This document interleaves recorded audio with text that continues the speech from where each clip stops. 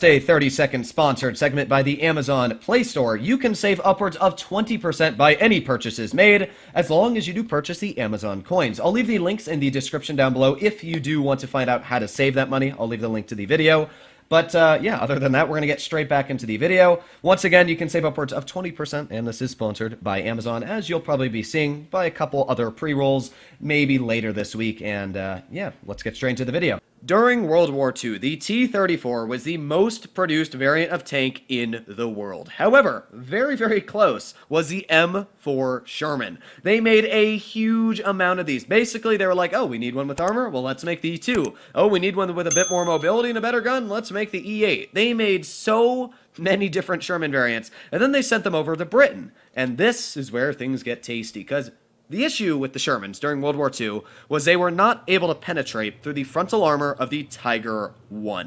And that was basically the deadliest tank in the war. If you couldn't penetrate that thing, well, basically you're going back straight up to heaven, because yeah, that's about the end of your fight. However, the British put a 17-pounder gun on the Sherman Firefly, which changed the face of the German frontal armor. Basically, the Sherman Firefly had an amazing amount of penetration for what the gun was, and it was able to easily cut through the frontal armor of a Tiger, and in fact, the best German tank ace ever, Michael Wittmann, was killed by this hereby tank, the Sherman Firefly. And you can see, just like in real life, in World of Tanks Blitz, this tank has a fantastic gun. .317 dispersion, 3 seconds aiming time, 171 millimeters of standard pen, and 240 on the premium.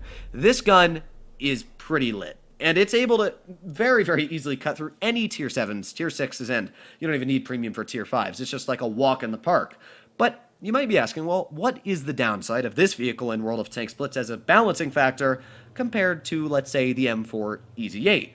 Well, funny you may ask, gun depression is really the only issue, but it's a big one at that. Your gun depression is not 1, not 2, 3, 4, 5, it is 6 degrees worse. It is half the normal gun depression that an Easy 8 gets, which is quite the number when you think about it.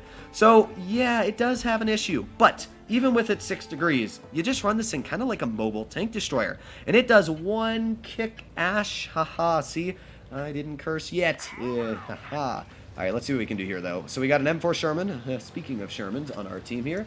And, yeah, we should be able to rip into enemy opponents. There's really nothing that can bounce me on the enemy team. Maybe the Magnus, but even then, my premium is just going to turn him into butter. The only thing I've got to be worried about is if the enemy team completely goes to this side.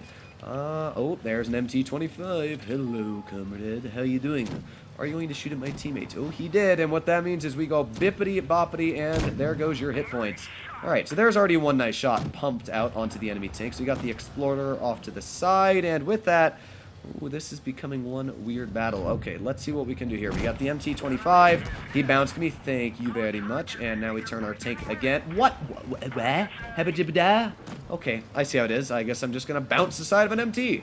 Alright, it's fine. It's fine. We're doing okay here. The enemy team, I don't really know where their heavies are. It seems like they're not actually going to this side, which is interesting. But, well, let's see what we can do here. That Explorer just got explored the wrong way, and now we've got the Hellcat. Oh, HE into this side, though. That feels good. The fantastic thing about shooting at a Hellcat is that it has no armor. So, HE all day, every day. We've got the T-34-85 Victory somewhere back in the corner here. I'm not sure if he's running or what he's exactly doing. Ah, there he is. Hello, Victory. Let's go for that trap wheel, maybe? No. Sadly, he turned his tank just at the last second. But, you know what? We're doing okay at 800 damage, which isn't too bad for Tier 6. It's nothing amazing, but it does the trick.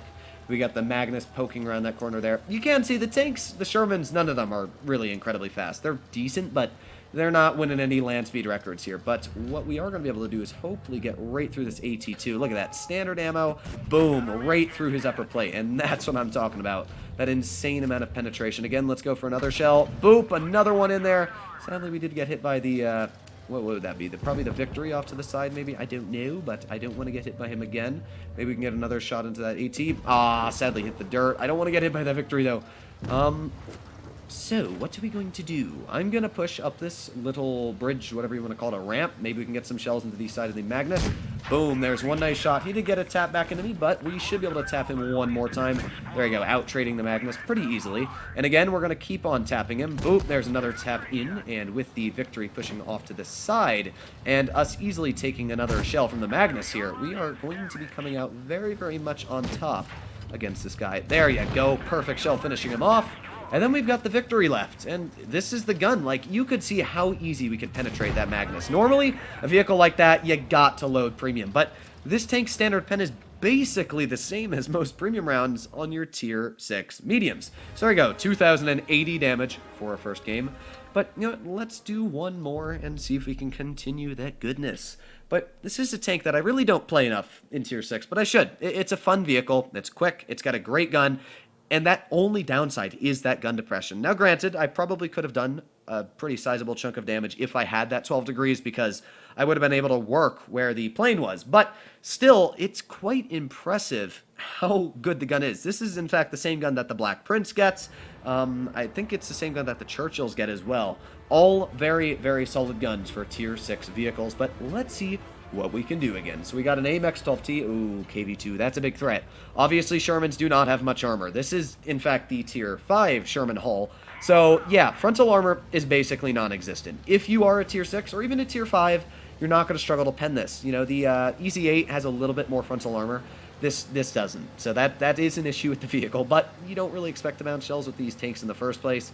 So here we go. Let's push into position, 40 kilometers per hour, and yeet. I just like that this gun's much more accurate. I was using the Fury the other day for my video, of course, and yeah, it was kind of painful watching that gun speaking of missing, yes, there you go. The skillful shots coming out of me. I don't really know what that AMX is planning on doing, but it really doesn't seem to be like the biggest brain idea. Yeah, I'm just gonna watch this. This is kind of enjoyable. Well, there he goes, and dead. Yeah, oh, he's not dead yet. There he goes. Yeah, okay. Yes, the big brain. And now we've got another M4. The M4, what is that one? M4A2E4. Sorry, there's too many M4s to remember.